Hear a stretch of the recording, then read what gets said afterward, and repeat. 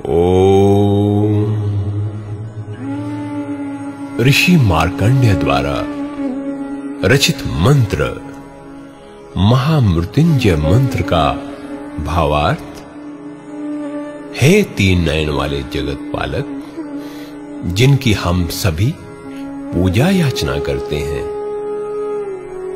उनसे हमारी प्रार्थना है कि वे हमें मृत्यु के बंधनों से मुक्ति दें। जैसे एक ककड़ी पककर अपने बेल रूपी संसार से मुक्त हो जाती है, उसी प्रकार हम ज्ञान द्वारा पककर मुक्ति प्राप्त कर सके। ऋषि मार्कंडेय की कथा भी इसी के साथ जुड़ी है। कहते हैं कि ऋषि मार्कंड को कोई पुत्र नहीं था। उन्होंने भगवान शिव की तपस्या करके एक पुत्र पाया, लेकिन उसकी आयु केवल 12 वर्ष की थी। अतः पुत्र को अंतिम वर्ष में बताया कि वो भगवान आशुतोष की आराधना करे। अतः मार्कंडेय ऋषि ने महामृत्युंजय मंत्र की रचना की और जाप करने लगे।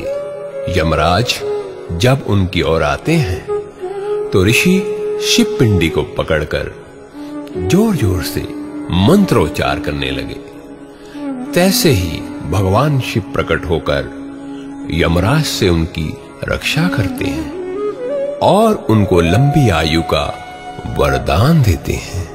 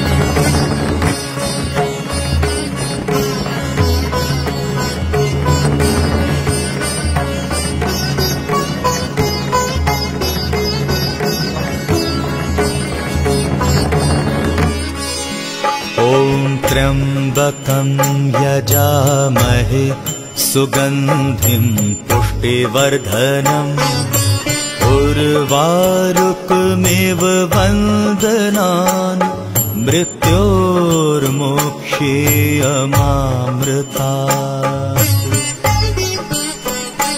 ॐ त्र्यंबकं यजामहे सुगंधिं पुष्टिवर्धनम् उर्वारुकमिव बन्धनात् मृत्योर्मोक्षेयमामृतात्।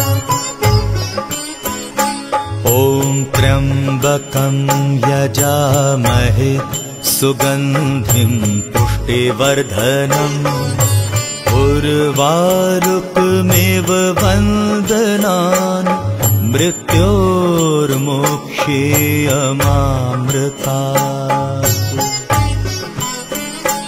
ॐ त्र्यंबकं यजामहे सुगंधिं पुष्टिवर्धनम् उर्वारुकमिव बन्धनात् मृत्योर्मोक्षेयमामृतात्। ॐ त्र्यंबकं यजामहे सुगंधिं पुष्टिवर्धनम् उर्वारुकमिव वन्दनान् मृत्योर्मोक्षेयमामृतात्। ॐ त्र्यंबकं यजामहे सुगंधिं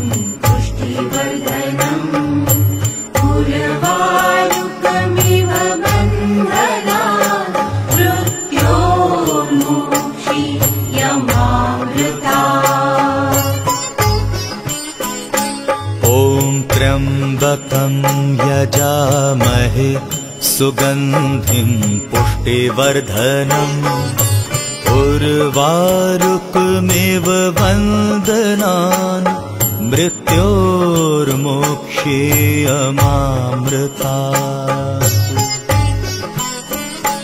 ॐ त्र्यम्बकं यजामहे सुगन्धिं पुष्टिवर्धनम् उर्वारुकमिव वन्दनान् मृत्योर्मोक्षेयमामृतात्।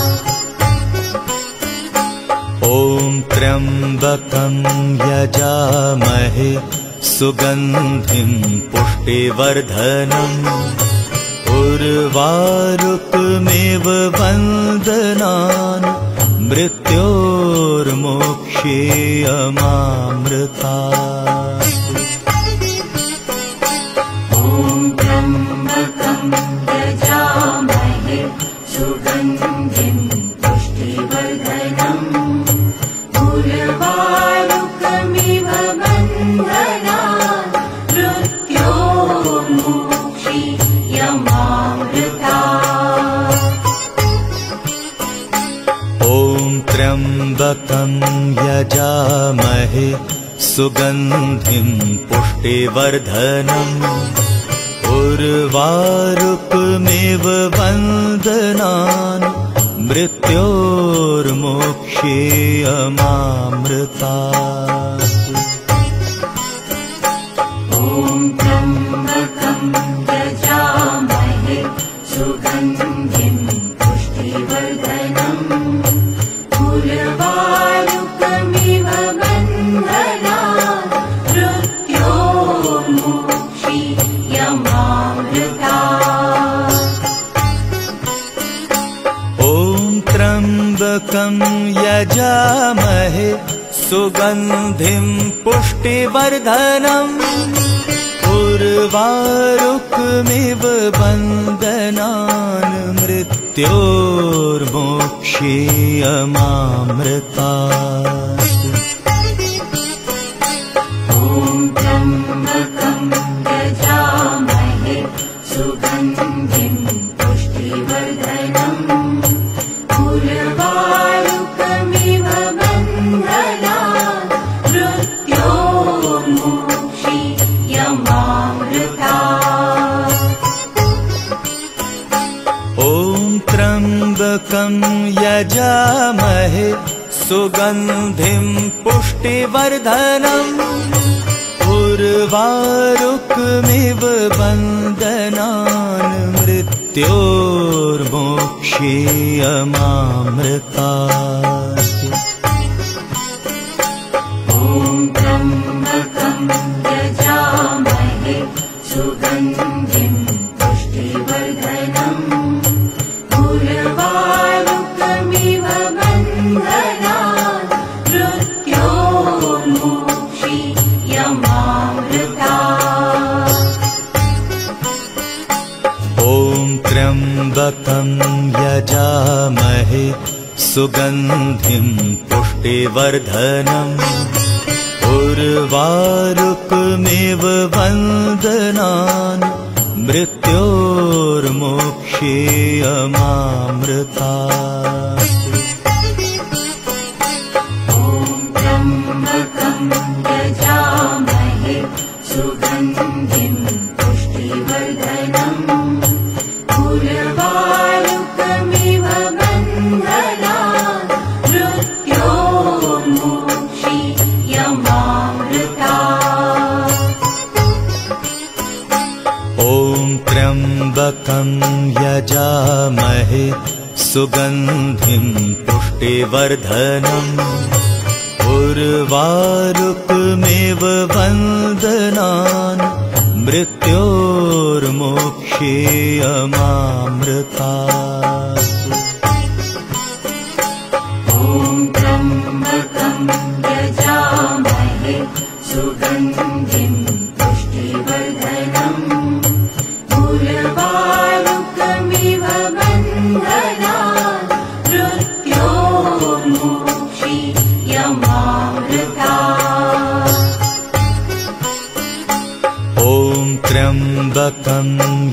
यजामहे सुगन्धिं पुष्टिवर्धनम् उर्वारुकमिव वन्दनान् मृत्योर्मोक्षेयमामृतात्।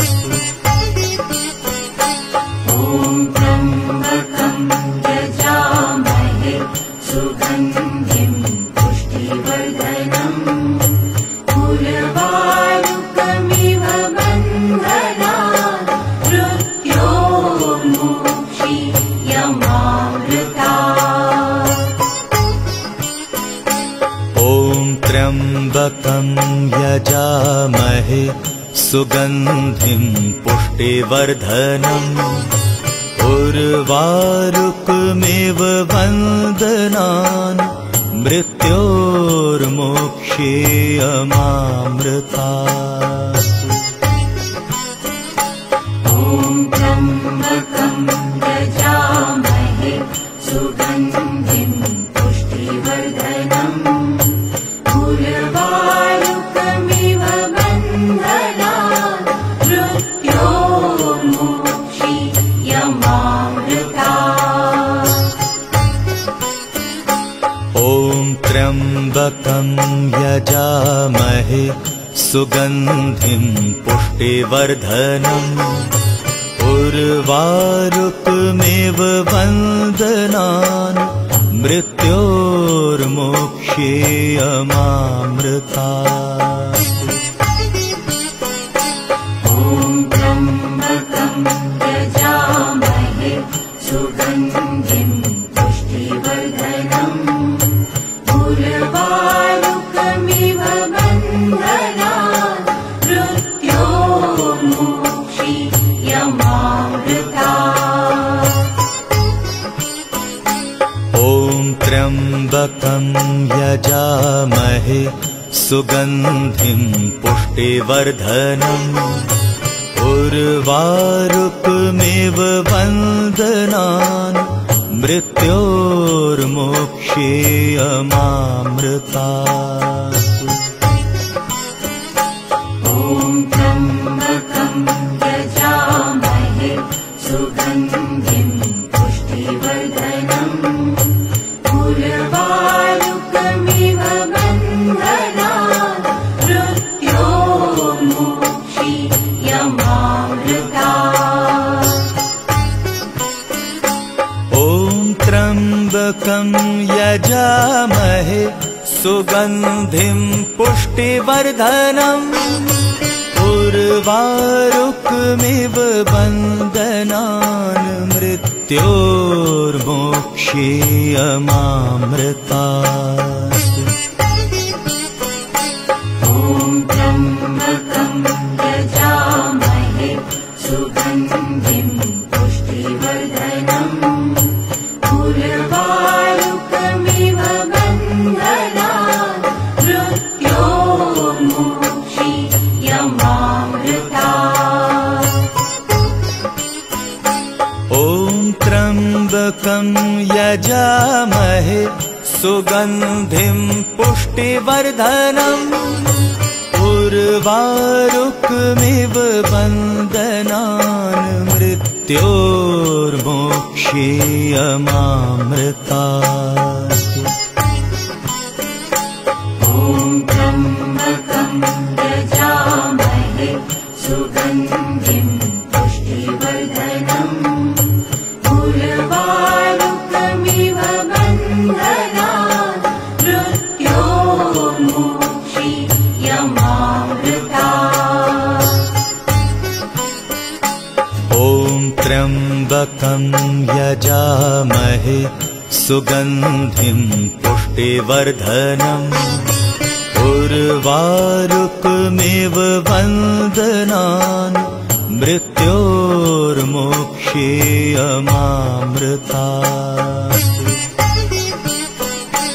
ॐ त्र्यम्बकं यजामहे सुगन्धिं पुष्टिवर्धनम् उर्वारुकमिव वन्दनान् मृत्योर्मोक्षेयमामृतात्।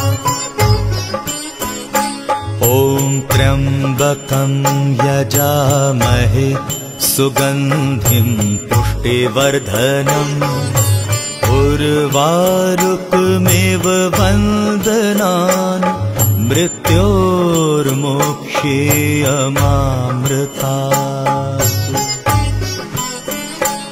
ॐ त्र्यम्बकं यजामहे सुगन्धिं पुष्टिवर्धनम् उर्वारुकमिव वन्दनान् मृत्योर्मोक्षीयमामृतात्।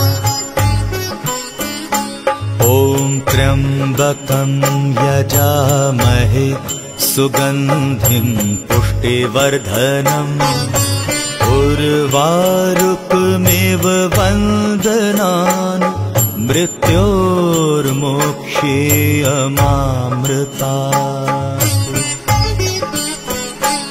ॐ त्र्यम्बकं यजामहे सुगन्धिं पुष्टिवर्धनम् उर्वारुकमिव वन्दनान् मृत्योर्मोक्षीयमामृतात्। ॐ त्र्यम्बकं यजामहे सुगन्धिं पुष्टिवर्धनम् उर्वारुकमिव वन्दनान् मृत्योर्मोक्षीयमामृतात्। ॐ त्र्यम्बकं यजामहे सुगन्धिं पुष्टिवर्धनम् उर्वारुकमिव वन्दनान् मृत्योर्मोक्षीयमामृतात्। ॐ त्र्यम्बकं यजामहे सुगन्धिं पुष्टिवर्धनम् उर्वारुकमिव वन्दनान् मृत्योर्मोक्षीयमामृतात्। ॐ त्र्यम्बकं यजामहे सुगन्धिं पुष्टिवर्धनम् उर्वारुकमिव वन्दनान् मृत्योर्मोक्षीयमामृतात्। ॐ त्र्यम्बकं यजामहे सुगन्धिं पुष्टिवर्धनम् उर्वारुकमिव वन्दनान् मृत्योर्मोक्षीयमामृतात्। ॐ त्र्यम्बकं यजामहे सुगन्धिं पुष्टिवर्धनम् उर्वारुकमिव वन्दनान् मृत्योर्मोक्षीयमामृतात्। ॐ त्र्यम्बकं यजामहे सुगन्धिं पुष्टिवर्धनम् उर्वारुकमिव वन्दनान् मृत्योर्मोक्षीयमामृतात्। ॐ त्र्यम्बकं यजामहे सुगन्धिं पुष्टिवर्धनम् उर्वारुकमिव वन्दनान् मृत्योर्मोक्षीयमामृतात्।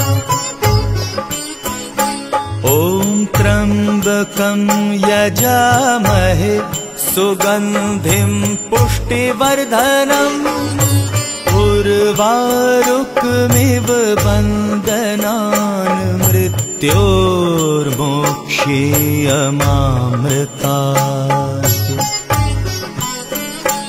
ॐ त्र्यम्बकं यजामहे सुगन्धिं पुष्टिवर्धनम् उर्वारुकमिव वन्दनान् मृत्योर्मोक्षीयमामृतात्। ॐ त्र्यम्बकं यजामहे सुगन्धिं पुष्टिवर्धनम् उर्वारुकमिव बन्धनान् मृत्योर्मोक्षेयमामृतात्।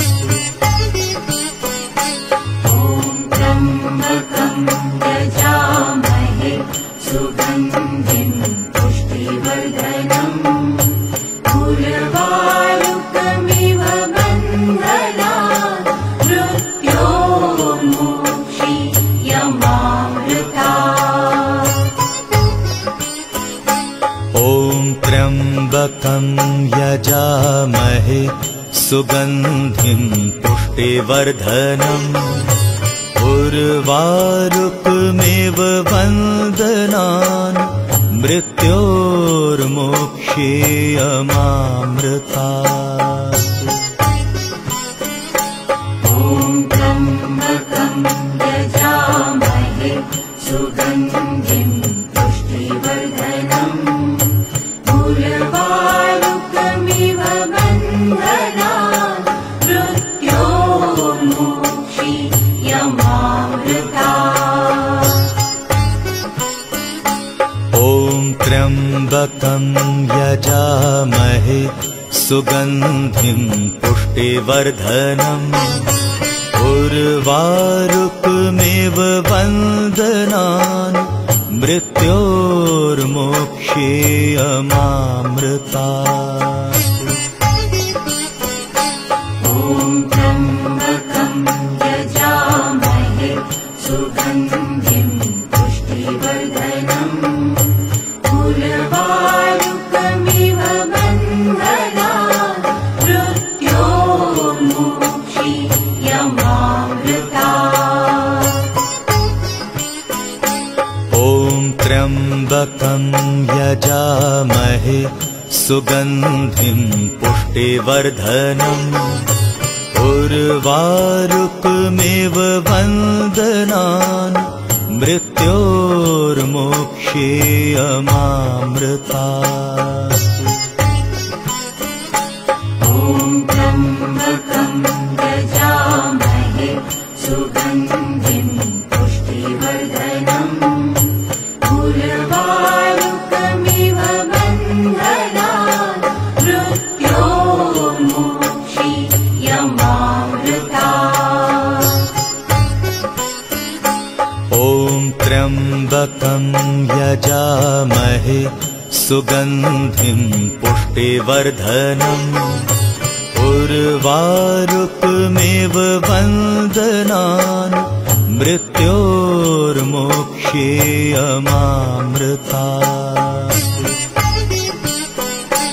ॐ त्र्यम्बकं यजामहे सुगन्धिं पुष्टिवर्धनम् उर्वारुकमिव बन्धनान् मृत्योर्मोक्षेयमामृतात्। ॐ त्र्यम्बकं यजामहे सुगन्धिं पुष्टिवर्धनम् उर्वारुकमिव बन्धनान् मृत्योर्मोक्षेयमामृतात्। ॐ त्र्यम्बकं यजामहे सुगन्धिं पुष्टिवर्धनम् उर्वारुकमिव बन्धनान् मृत्योर्मोक्षेयमामृतात्। ॐ त्र्यम्बकं यजामहे सुगन्धिं पुष्टिवर्धनम् उर्वारुकमिव बन्धनान् मृत्योर्मोक्षेयमामृतात्। ॐ त्र्यम्बकं यजामहे सुगन्धिं पुष्टिवर्धनम् उर्वारुकमिव बन्धनान् मृत्योर्मोक्षेयमामृतात्। ॐ त्र्यम्बकं यजामहे सुगन्धिं पुष्टिवर्धनम् उर्वारुकमिव बन्धनान् मृत्योर्मोक्षीयमामृतात्। ॐ त्र्यम्बकं यजामहे सुगन्धिं पुष्टिवर्धनम् उर्वारुकमिव बन्धनान् मृत्योर्मोक्षीयमामृतात्। ॐ त्र्यम्बकं यजामहे सुगन्धिं पुष्टिवर्धनम् उर्वारुकमिव बन्धनान् मृत्योर्मोक्षीयमामृतात्। ॐ त्र्यम्बकं यजामहे सुगन्धिं पुष्टिवर्धनम् उर्वारुकमिव बन्धनान् मृत्योर्मोक्षीयमामृतात्। ॐ त्र्यम्बकं यजामहे सुगन्धिं पुष्टिवर्धनम् उर्वारुकमिव बन्धनान् मृत्योर्मोक्षीयमामृतात्। ॐ त्र्यम्बकं यजामहे सुगन्धिं पुष्टिवर्धनम् उर्वारुकमिव बन्धनान् मृत्योर्मोक्षीयमामृतात्। ॐ त्र्यम्बकं यजामहे सुगन्धिं पुष्टिवर्धनम् उर्वारुकमिव बन्धनान् मृत्योर्मोक्षीयमामृतात्। ॐ त्र्यम्बकं यजामहे सुगन्धिं पुष्टिवर्धनम् उर्वारुकमिव बन्धनान् मृत्योर्मोक्षीयमामृतात्। ॐ त्र्यम्बकं यजामहे सुगन्धिं पुष्टिवर्धनम् उर्वारुकमिव बन्धनान् मृत्योर्मोक्षीयमामृतात्। ॐ त्र्यम्बकं यजामहे सुगन्धिं पुष्टिवर्धनम् उर्वारुकमिव बन्धनान् मृत्योर्मोक्षीयमामृतात्। ॐ त्र्यम्बकं यजामहे सुगन्धिं पुष्टिवर्धनम् उर्वारुकमिव बन्धनान् मृत्योर्मोक्षीयमामृतात्। ॐ त्र्यम्बकं यजामहे सुगन्धिं पुष्टिवर्धनम् उर्वारुकमिव बन्धनान् मृत्योर्मोक्षीयमामृतात्। ॐ त्र्यम्बकं यजामहे सुगन्धिं पुष्टिवर्धनम् उर्वारुकमिव बन्धनान् मृत्योर्मोक्षीयमामृतात्। ॐ त्र्यम्बकं यजामहे सुगन्धिं पुष्टिवर्धनम् उर्वारुकमिव बन्धनान्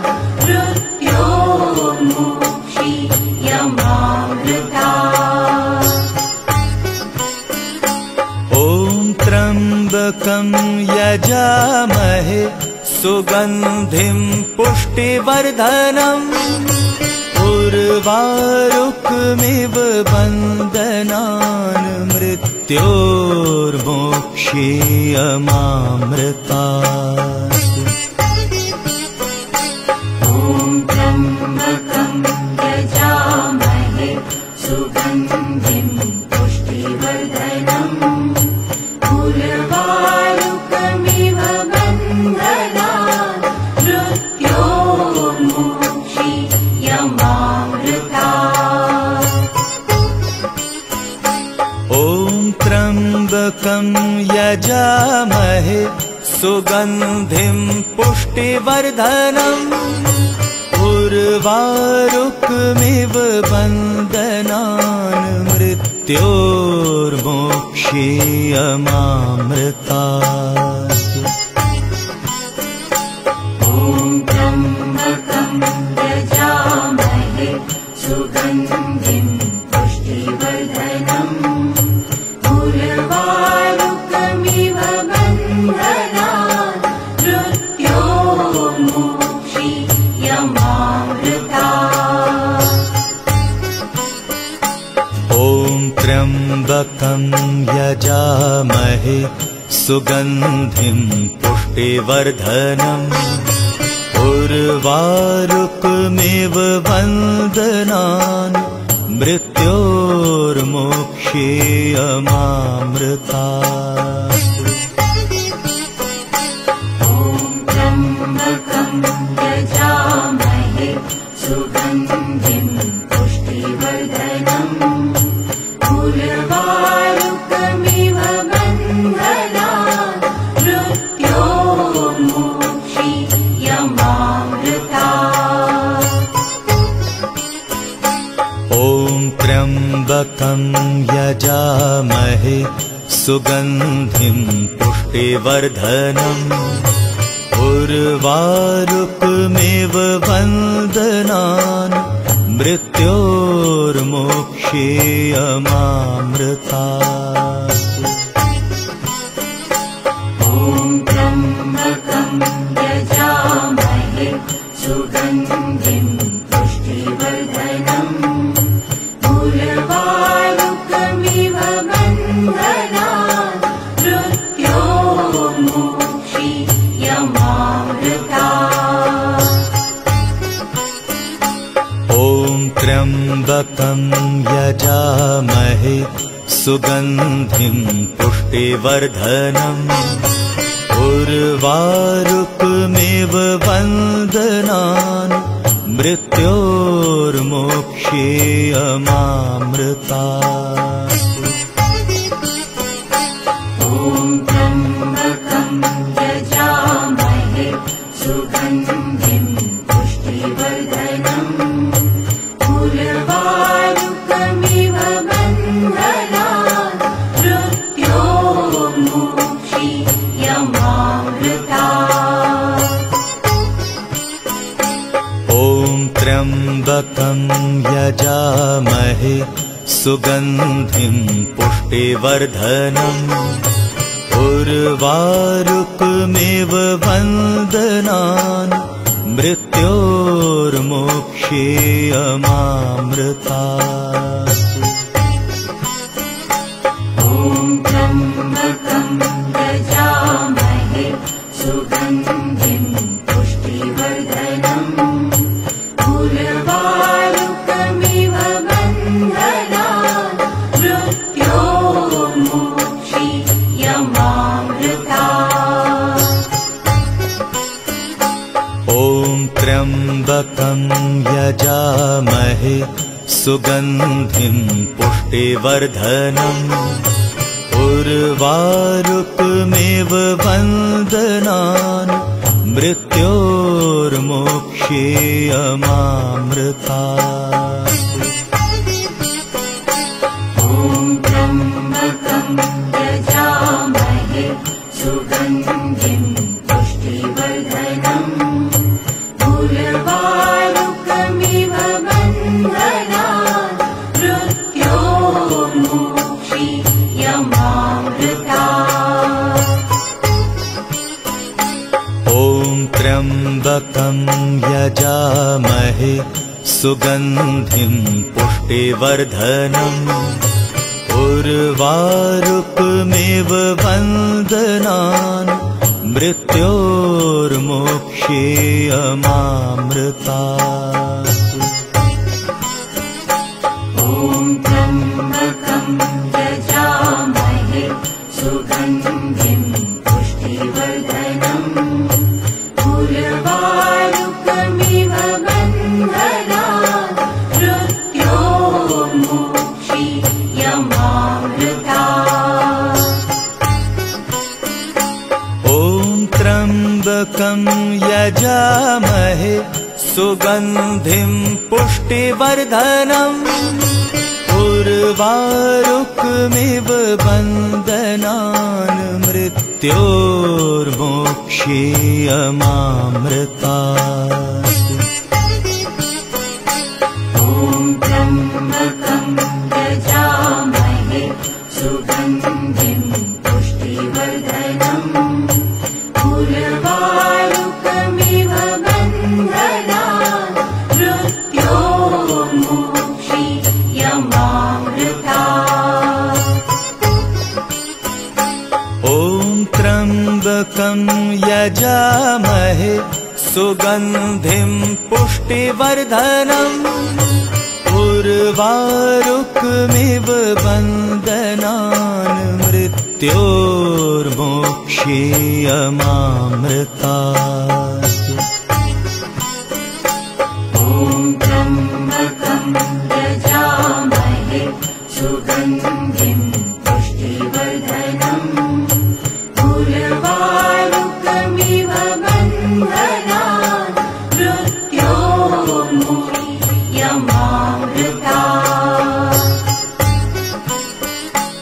ॐ त्र्यम्बकं यजामहे सुगन्धिं पुष्टिवर्धनम् उर्वारुकमिव वन्दनान् मृत्योर्मोक्षेयमामृतात्। ॐ त्र्यम्बकं यजामहे सुगन्धिं पुष्टिवर्धनम् उर्वारुकमिव वन्दनान् मृत्योर्मोक्षेयमामृतात्। ॐ त्र्यम्बकं यजामहे सुगन्धिं पुष्टिवर्धनम् उर्वारुकमिव वन्दनान् मृत्योर्मोक्षेयमामृतात्। ॐ त्र्यम्बकं यजामहे सुगन्धिं पुष्टिवर्धनम् उर्वारुकमिव वन्दनान् मृत्योर्मोक्षेयमामृतात्। ॐ त्र्यम्बकं यजामहे सुगन्धिं पुष्टिवर्धनम् उर्वारुकमिव वन्दनान् मृत्योर्मोक्षेयमामृतात्। ॐ त्र्यम्बकं यजामहे सुगन्धिं पुष्टिवर्धनम् उर्वारुकमिव वन्दनान् मृत्योर्मोक्षेयमामृतात्। ॐ त्र्यम्बकं यजामहे सुगन्धिं पुष्टिवर्धनम् उर्वारुकमिव वन्दनान् मृत्योर्मोक्षेयमामृतात्। ॐ त्र्यम्बकं यजामहे सुगन्धिं पुष्टिवर्धनम् उर्वारुकमिव वन्दनान् मृत्योर्मोक्षेयमामृतात्। ॐ त्र्यम्बकं यजामहे सुगन्धिं पुष्टिवर्धनम् उर्वारुकमेव वन्दनान् मृत्योर्मोक्षेयमामृतात्। ॐ त्र्यम्बकं यजामहे सुगन्धिं पुष्टिवर्धनम् उर्वारुकमिव बन्धनान् मृत्योर्मोक्षीयमामृतात्। ॐ त्र्यम्बकं यजामहे सुगन्धिं पुष्टिवर्धनम् उर्वारुकमेव वन्दनान् मृत्योर्मोक्षेयमामृतात्। ॐ त्र्यम्बकं यजामहे सुगन्धिं पुष्टिवर्धनम्